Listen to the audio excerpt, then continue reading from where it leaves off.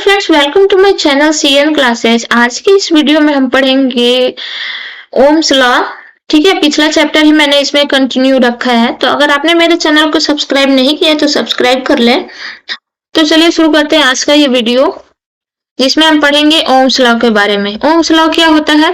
Potential applied across the end of conductor. जो भी potential हम अप्लाई करते हैं कंडक्टर के through is directly proportional to the current flowing through a conductor at constant temperature and pressure. जो भी हम पोटेंशियल मतलब वोल्टेज जिसको बोलते हैं ना, तो जो भी हम पोटेंशियल अप्लाई करते हैं किसी कंडक्टर के थ्रू, तो वो उसमें जो करंट फ्लो होता है उसके डायरेक्टली प्रोपोर्शनल होता है। तो इतने से भी हम बस ओम्स लॉ को समझ सकते हैं। क्या कहेंगे? Potential applied across the end of the conductor is directly proportional to the current flowing through the conductor. और यहाँ पे टेम्परेचर और प्रेशर जो होगा वो कांस्टेंट होगा। टेम्परेचर और प्रेशर में कोई बदलाव नहीं करना है। ठीक है, तो यहाँ से V directly proportional to I हो जाएगा। यहाँ से प्रोपोर्शनलिटी जब हटेगा तो एक कांस्टेंट आ जाएगा R।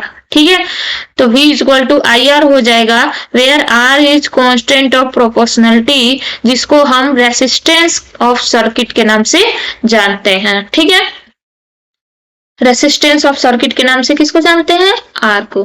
ठीक है, अब फिर हम देखेंगे ओमिक सर्किट क्या होता है। नाम ही है ओमिक सर्किट, मतलब जो ओम्स लॉ को फॉलो करे, वो हो गया ओमिक सर्किट। ठीक है, तो circuits which follow Ohm's law are called ohmic circuit. जो ओम्स लॉ को फॉलो करता है उसको हम कहते हैं ओमिक सर्किट। यहाँ पे देखिए IVR का ये एक डायग्राम है ना। तो इसमें क्या होगा कि ये इस वाले में ये I है, ये V है, और इसका रिजल्टेंट क्या है? R है। जो भी ये थीटा एंगल हम लोग लेते हैं, इस पे न्यूमेरिकल क्वेश्चन आता है, वो किसके साथ बना होना चाहिए? R और I के साथ। ठीक है, तो स्लोप इसका क्या हो जाएगा? Slope tan theta. यहाँ से हम देखें तो ठीक है, tan थीटा इक्वल टू क्या होता है? P/B है ना। tan थीटा इक्वल टू क्या होता है?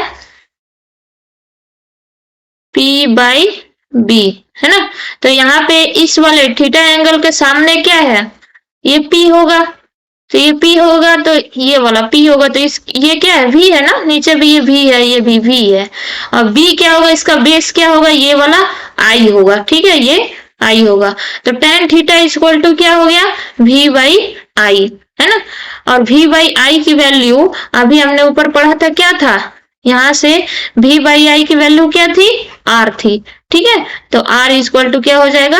V/I। मतलब कि इस वाले जो एक तरह से हम कह सकते हैं कि इसका जो स्लोप होगा वो क्या होगा? रेसिस्टेंस होगा।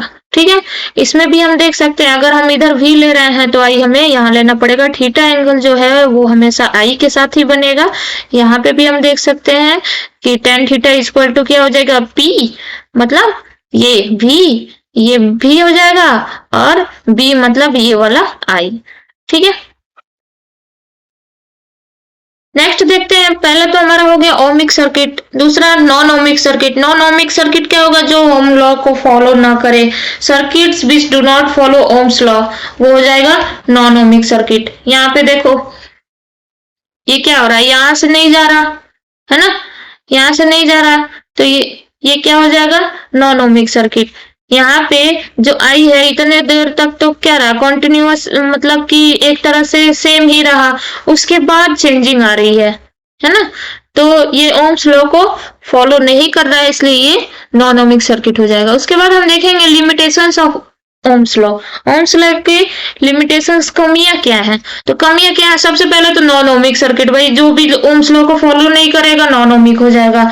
नॉन ओमिक सर्किट जो है वो ही ओम्स लॉ की कमी है। ठीक है, फिर दूसरा क्या है? अगर किसी कंडक्टर के थ्रू, ठीक है, लार्ज करंट फ्लो कराया जा रहा है, बहुत ज्यादा करंट फ्लो कराया जा रहा है, तो according to H equal to IRT, ये फॉर्मूला है हीट का। ठीक है, तो जब बहुत ज्यादा अमाउंट में करंट फ्लो कराया जाएगा तो heating take place due to which resistance of conductor also increases. मतलब कि जो कंडक्टर होगा वो ज्यादा गर्म होने लगेगा, और जब ज्यादा गर्म होगा तो क्या होगा, जो उसका रेसिस्टेंस है वो भी बढ़ने लगेगा, और जब रेसिस्टेंस बढ़ेगा तो क्या होगा, रेसिस्टेंस मतलब क्या हो गया कि जो करंट का विरोध करे, तो जब करंट का विरोध करने वाला ज्यादा बढ़ने लगेगा तो करंट कम होने लगेगा।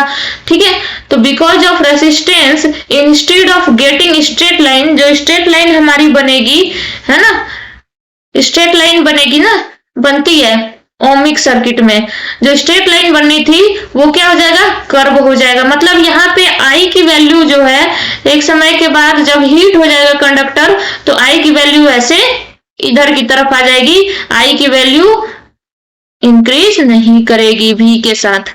ठीक है, मतलब v बढ़ेगा तो आई भी बढ़ेगा, ऐसा ओम्स लॉ है ना, तो ये उसको फॉलो नहीं करेगी। कब, जब हम उसमें ज्यादा करंट फ्लो कराने लगते हैं और उसमें कंडक्टर में हीट बढ़ने लगता है, तब हमें जो ये स्ट्रेट लाइन मिलता है वो उसके बदले क्या मिल जाएगा, ये कर्व मिल जाएगा, है ना। तो ये इसकी एक कमी है। ठीक है, फिर हमें एक क्वेश्चन मैंने यहाँ पे दे रखा है कि मान लो कि ये आई है, ये जो ग्राफ है इसमें ये आई हो गया।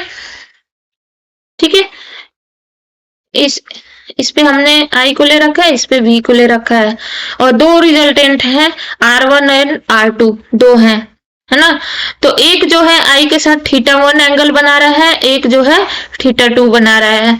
R1 जो है वो θ1 एंगल बना रहा है, R2 जो है वो θ2 एंगल बना रहा है। तो यहाँ पे क्वेश्चन ये है कि R1 और R2 में दोनों में बड़ा या छोटा कौन होगा। ठीक है, तो हम यहाँ पे जानते हैं R इक्वल टू क्या होता है, V बाई आई। ठीक है, तो R1 इक्वल टू R1 के लिए यहाँ पे ये R1 है तो ये मैंने यहाँ पे ये परपेंडिकुलर खींच रखा है। तो इस R1 के लिए V की वैल्यू हमने क्या ले रखी है, ये पूरा यहाँ से यहाँ तक क्या है, V1 है ना। R1 के लिए V1 और आई तो सेम है दोनों के लिए, हमने ये यहाँ पे ये लाइन खींच रखी है ये वाली, तो इसके लिए R1 और R2 दोनों के लिए आई की वैल्यू तो सेम है। ठीक है, तो आई लिख दिया हमने। इसी तरह से R2 के लिए V की वैल्यू क्या हो जाएगी, V2, और आई तो वहीं पे है और सेम है। ठीक है, यहाँ से हम देखते हैं कि V1 जो है वो V2 से क्या है, बड़ा है।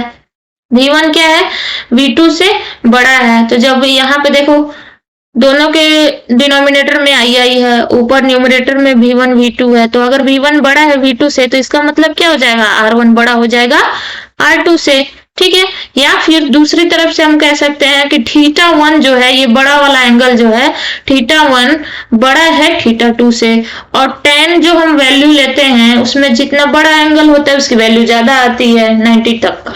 ठीक है, tan 0 की वैल्यू tan 30 से कम होगी, है ना, मतलब एंगल जो बड़ा होगा उसकी वैल्यू ज्यादा होगी। तो इस तरह से अगर θ1 जो है वो θ2 से बड़ा है, इसलिए R1 जो है R2 से बड़ा हो जाएगा। ठीक है, तो ऐसा अगर कहीं पे एंगल दिया है तो आप बड़ा एंगल देख करके और R की वैल्यू ज्यादा बता सकते हो। ठीक है, आई होप आपको ये समझ में आया होगा। अगर आपके कुछ डाउट्स हैं तो कमेंट में जरूर लिखें। ठीक है, तो चलिए मिलते हैं अगले वीडियो के साथ। Thank you.